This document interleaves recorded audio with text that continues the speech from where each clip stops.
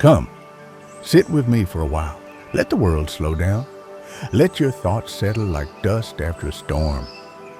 Today, I want to speak to you about something we all need: mental strength. Not the kind that hardens the heart, but the kind that keeps it open, even in difficult times.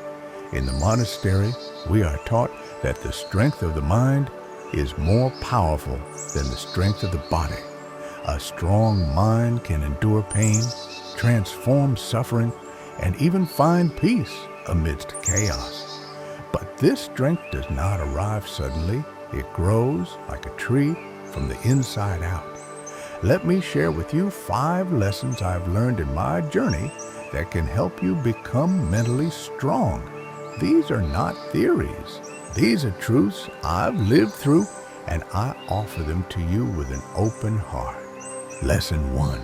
Accept what you cannot control.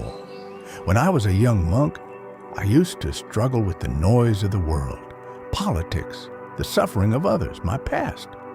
I thought if I worried enough, perhaps I could change things.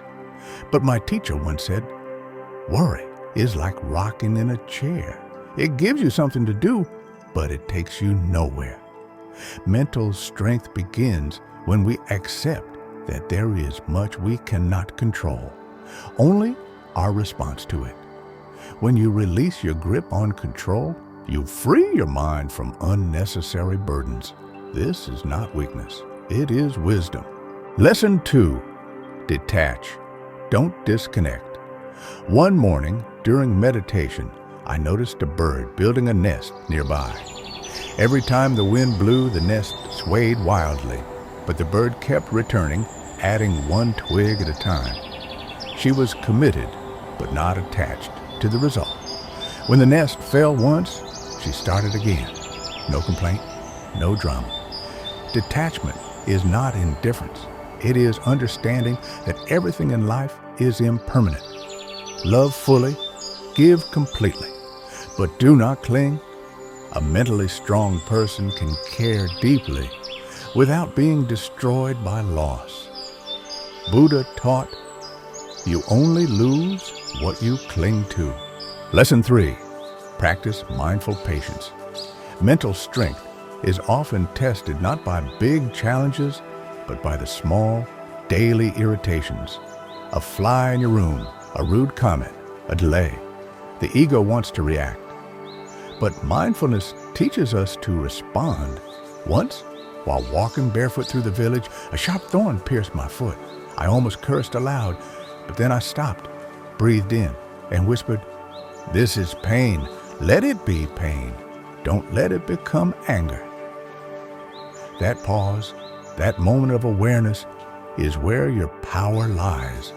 Over time, that space grows larger. You no longer react impulsively. You respond with wisdom. Practice. When something irritates you, don't ask, why is this happening to me? Instead, ask, what is this teaching me? Lesson 4. Embrace solitude, not loneliness. Many fear being alone because they have never befriended themselves. But mental strength is forged in silence, in solitude. That is where you meet your true self, not the one shaped by society, but the one shaped by stillness. When I was on a 10-day silent retreat deep in the forest, I encountered all my fears, regrets, insecurities, old wounds. But as I sat with them, they softened. They stopped shouting. Eventually, they became my teachers. Wisdom grows when you are brave enough to be still. Your inner voice becomes clearer. You no longer need validation. You begin to walk with your own peace. Lesson 5. Live by your values, not emotions. Emotions come and go like clouds. Joy, anger, sadness, they are visitors. But your values, compassion, honesty, kindness, are your roots. If you act based on fleeting emotions, your life will feel unstable. But if you live by your values, you will remain strong, even in storms. A young man once came to me, furious at a betrayal by his friend. He asked, Should I cut him off? I asked. What would kindness do? He paused. He said, Forgive, but with boundaries. I smiled. He had answered his own question, not with anger, but with wisdom. Mental strength is not suppressing emotion. It's letting values guide emotion. If you remember nothing else, remember this. The strongest mind is not the one that never breaks, but the one that breaks and heals, breaks and still chooses peace. Every sunrise is a chance to begin again, to build not walls, but roots, to respond, not react, to choose silence over noise and wisdom over worry. Sit with yourself. Breathe, reflect. You are already enough. Just return to yourself.